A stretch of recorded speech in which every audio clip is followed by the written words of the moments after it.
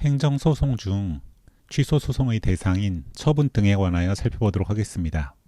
행정소송법 2조는 공권력의 행사, 공권력의 행사 거부, 이에 준하는 행정작용을 처분이라고 하고 있고, 행정심판에 대한 재결을 또 따로 정하고 있어서 처분 등이라고 하면 공권력의 행사, 공권력의 행사 거부, 이에 준하는 행정작용, 행정심판에 대한 재결이라고 할 수 있고요. 이것들이 행정소송의 항고소송 중의 하나인 취소소송의 대상인 처분 등에 해당됩니다. 판례는 이 행정소송법 2조에서 정한 처분 등에 관하여 조금 더 자세히 설명하고 있는데요. 판례가 정하고 있는 처분 등에 해당하려면 행정청의 행위가 있어야 되고 구체적 사실에 관한 법 집행인 행정작용이 있어야 되며 공권력의 행사 또는 행사의 거부가 있어야 하고 그것이 국민의 권리 의무에 직접적인 영향을 끼쳐야 합니다. 이 정의와 좀 다른 것은 구체적 사실이라는 게 들어가 있고요. 그 다음에 국민의 권리 의무에 직접적인 영향을 준다라는 게 들어가 있는 거죠. 그래서 이 두 가지가 추가된다고 보시면 되겠습니다. 구체적 사실에 관한 법 집행인 행정작용이라는 것은 결국 행정입법과 같이 추상적인 사실에 관한 법 집행 같은 것은 처분이 되기 어렵다라고 할 수 있고요. 그 다음에 이 공권력의 행사 또는 행사의 거부와 관련해서 특히 이제 행사의 거부 부분은 신청인한테 어떤 것을 행사해 줄 것을 요구할 수 있는 신청권이 있어야 되고요.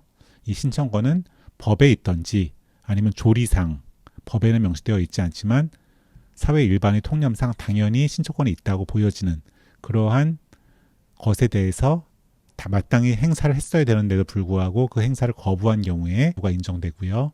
그 다음에 국민의 권리 의무에 직접적 영향을 준다는 것과 관련해서는 그 처분은 꼭 법률상 근거가 있어야 되는 것은 아니고요. 행정규칙에 근거가 있다고 하더라도 국민의 권리 의무에 직접 영향을 미치는 행위라고 한다면은 취소소송의 대상이 되고요. 그 다음에 특히 여기서 중요한 게 직접적 영향인데요. 권리를 설정하거나 권리를 제한하거나 의무를 부담시키는 등으로 국민의 실체적 권리관계에 어떤 변동을 발생시킬 것이 요구됩니다. 이렇게 생각해보면 좀 간단해 보이지만 막상 들어가서 어떤 행정청의 행위가 처분인지 아닌지를 실제로 판단하는 것은 대단히 어렵습니다. 먼저 집행행위는 없다고 하더라도 국민의 권리 의무에 직접 영향을 미치는 조례라든지 고시와 같은 행정명령이 있다고 한다면 이거는 처분으로 보고 있고요. 왜냐하면 국민의 권리 의무에 직접 영향을 미치는 행정명령이기 때문에 그렇죠. 그 다음에 행정입법과는 좀 달리 일반적인 처분, 대상은 불특정 다수이지만 어떤 구체적인 사실을 주의를 하는 것이 있다고 한다면 이러한 처분은 그러니까 뭐 A에 대한 처분이나 B에 대한 처분이 아니라 불특정 다수를 대상으로 하지만 그것이 구체적 사실을 규율하는 처분이라고 한다면 일반 처분이라고 하더라도 취소소송의 대상인 처분에 해당되고요. 그 다음에 행정계획이라든지 행정계획 변경의 거부 이런 것들은 원칙적으로는 처분이 될 수 없습니다. 왜냐하면 계획 단계이기 때문에 국민의 권리 의무에 직접적 영향을 미치지는 않겠죠. 구체적 사실에 관한 법 집행이라고 보기도 어려울 거고요. 그래서 원칙적으로는 아니지만 예외적으로 또 행정계획이라든지 계획 변경의 거부가 이런 판례가 정하고 있는 요건에 해당될 때도 있습니다. 그러니까 반드시 아닌 것은 아니고요. 원칙적으로는 안 되지만 예외적으로는 처분이 될 수 있고 권력적 사실행위는 대체로 처분에 해당됩니다. 비권력적 사실행위는 어떨까? 비권력적 사실행위라는 것은 원칙적으로는 처분이 될 수 없지만은 또 예외적으로 비권력적 사실행위라고 보여도 또 국민의 권리 의무에 직접 영향을 미치면은 예외적으로 처분이 될 수도 있습니다. 기존 권리 의무 관계의 확인을 해주는 통지 정도라고 한다면 이걸 뭐 관념의 통지라고도 불리는데요. 이거는 원칙적으로 처분이 아니겠죠.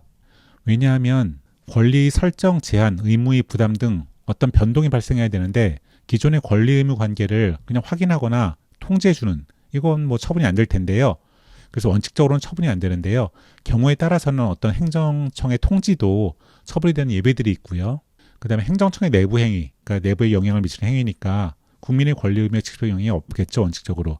그래서 이것도 원칙적으로 처분은 아니지만 또 예외적으로 겉으로 볼 땐 내부 행위지만 실질적인 효력은 또 국민의 권리 의무에 영향을 미치는 경우도 있거든요. 그럴 경우에는 처분이 될 수 있고요. 중간 행위 같은 경우, 최종적인 행위가 아니고 어떤 절차에 있어서 중간 행위는 확약 같은 거, 약속해 주는 거 이런 것들은 또 원칙적으로 처분은 안 되겠죠. 최종 행위가 중요한 거니까요. 하지만 또 예외적으로 중간 행위도 처분에 해당될 때가 있는데요. 뭐 사전 결정이라든지 공시지가 결정 이런 것들은 중간 행위이지만 또 처분상 인정되기도 합니다. 거부 행위는 아까 행사의 거부가 취소소송의 대상이 되려면은 신청인에게 법규상 또는 조리상 신청권이 있어야 한다고 했는데요. 이런 요건들을 구비했다고 한다면은 처분이 될 수 있습니다. 그 다음에 행정행위의 부관, 뭐 조건 같은 것들 이런 것들도 처분에 해당될 수 있고요. 2차 독촉 행위라든지 뭐 2차 계고 처분 이런 것들은 중요한 건 1차겠죠. 그래서 이런 것들은 따로 행정처분으로 보지 않고요. 변상금의 부과 이거는 처분에 해당되고 금감원장의 문책경고 이것도 처분에 해당된다고 하고 있고 과거사 진실규명위원회의 결정 이것도 처분에 해당된다고 하고 있습니다. 하지만 과태료 부과라든지 검사의 불기소 처분은 불복하는 절차가 따로 있기 때문에 행정소송상의 처분으로는 취급하지 않습니다. 예외가 너무너무 많죠. 그러니까 원칙적으로 안 되지만 예외가 인정되는 경우가 너무너무 많기 때문에 처분에 해당되는지 아닌지는 유사한 판례들을 꼼꼼히 체크해 가면서 법원에서 어떤 식으로 취급하고 있는가를 하나하나 체크해 주는 수밖에 없습니다. 일반론으로 어떻게 뭐 내부행위는 처분이 아니다 이런 식으로 단정 지을 수가 없기 때문에 유사한 사례들을 꼼꼼하게 충분히 검토하는 것이 아주 중요합니다. 그 다음에 변경 처분은 어떻게 되느냐, 취소소송의 대상이 될 수 있느냐가 문제가 되는데요. 뭐 세금 같은 경우에 당초 처분은 1,000원을 부과하는 거였는데 200원을 감액해서 800원으로 해줬다거나 당초 처분은 1,000이었는데 200원을 증액해서 1,200으로 했다거나 이럴 경우에 무엇을 갖고 취소소송을 제기하느냐가 문제가 될 수 있습니다. 감액 처분 같은 경우에는 당초 처분 1,000에서 200이 그냥 없어진 거죠. 그래서 당초 처분 중 800을 갖고서 취소소송을 제기해야 되고요. 그 다음에 증액 처분 같은 경우에는 당초 처분이 증액으로 인해서 발생한 1,200원에 흡수된다고 봅니다. 이쪽이 더 크니까요. 일로 흡수가 된다고 보고 있기 때문에 이걸 갖고 다퉈야 되고요. 이 증액 처분을 갖고서 취소소송의 대상으로 삼아야 되고요. 그 다음에 증액 처분 속에는 당초 처분이 흡수되어 있기 때문에 당초 처분의 위법 사유도 함께 주장할 수가 있습니다. 처분이 두 차례 이루어졌어요. 종전 처분이 있고 후속 처분이 있습니다. 만약에 이 후속 처분이 종전 처분의 전부를 대체한 것이었거나 아니면 이 후속 처분이 종전 처분의 주요한 부분을 실질적으로 변경한 것이었다고 한다면은 후속 처분만이 취소소송의 대상이 됩니다. 요거를 취소소송의 대상의 처분으로 보는 거죠. 하지만 후속 처분이 종전 처분의 유효함을 전제로 해서 일부를 추가하거나 변경하거나 철회한 것이고 이런 종전 처분과 일부 추가 변경 철회 부분의 분리가 가능하다고 한다면 이럴 경우에는 종전 처분은 여전히 취소소송의 대상이 될 수 있습니다. 이럴 경우에는 후속 처분을 대상으로 해서 취소소송을 제기하면 안 되고요. 종전 처분을 대상으로 해서 취소소송을 제기해야 됩니다. 그 다음에 아까 행정소송법 2조에서 처분이 있고 처분 등에 해당되는 게 이제 행정심판에 대한 재결이라고 했죠. 행정심판 재결은 어떤 행정청의 처분이 있고 나서 행정심판 청구를 하면은 이제 행정청에서 뭐 위원회 같은 걸 구성해서 이제 결정을 하는 거죠. 법원의 재판 비슷하게. 이렇게 재결이 이루어진 경우에 만약 재결 자체에 고유한 위법이 있다고 한다면 재결 주체라든지 재결 절차라든지 재결 형식이라든지 재결 내용에 이 처분과는 별도로 어떤 고유한 위법이 있다고 한다면은 이때는 재결 취소 소송을 따로 제기해야 됩니다. 그러니까 재결을 할 수 없는 사람들이 모여서 재결했다거나 절차 위반해서 재결했다거나 형식상의 어떤 문제가 있다거나 아니면 뭐 각하할 것을 인용하거나 인용해야 될 것을 각하하는 등으로 내용상 위법이 있다거나 이럴 경우에는 재결을 대상으로 해서 재결 취소 소송을 제기해야 되고요.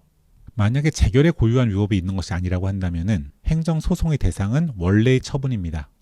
이걸 원처분주의라고 하는데요. 행정소송법은 원처분주의가 원칙입니다. 재결에서 처분이 맞다 틀리다 뭐 이렇게 판단한 것이 아니고 재결에서 변경 명령을 한 경우 변경 명령 재결이 있는 경우에도 마찬가지로 원처분주의가 적용되기 때문에 이걸 갖고서 취소소송을 제기해야 됩니다. 이것이 아니고요. 예외가 있는데요. 법에서 정한 경우가 있습니다. 감사원, 중앙노동위원회, 특허심판원 같은 경우에는 재결주의라고 해서 처분을 대상으로 하는 게 아니고 항상 재결을 대상으로 다투도록 법이 정하고 있기 때문에 이런 경우는 예외라고 할 수 있겠죠. 행정소송의 종류 중에서 항고소송, 그리고 그 중에서도 취소소송의 대상이 되는 처분 등에 관하여 살펴봤는데요. 행정소송법 2조가 규정하고 있고 판례는 이걸 어떻게 구체적으로 보고 있는지, 개별적인 행정청의 행위들이 처분에 해당되는지 아닌지, 여기에는 무수히 많은 예외가 존재하고 있기 때문에 어떤 타이틀만으로 처분인지 아닌지를 결정하는 것은 옳지 않다라고 알 수가 있고요. 변경 처분이 있었던 경우에는 뭘 갖고 취소소송을 제기해야 되는지, 그리고 재결 같은 경우에는 원처분주의와 재결주의가 있고, 그래서 재결에 고유한 위법이 있는 경우에는 재결을 상대로 취소소송을 제기해야 되고, 그다음에 재결주의를 채택하고 있는 법률이 따로 있는 경우에는 재결에 대해서 취소소송을 제기해야 하지만, 이런 경우가 아닌 경우에는 원처분주의에 따라서 원래의 행정처의 처분에 대해서 취소소송을 제기해야 한다는 것을 살펴보았습니다.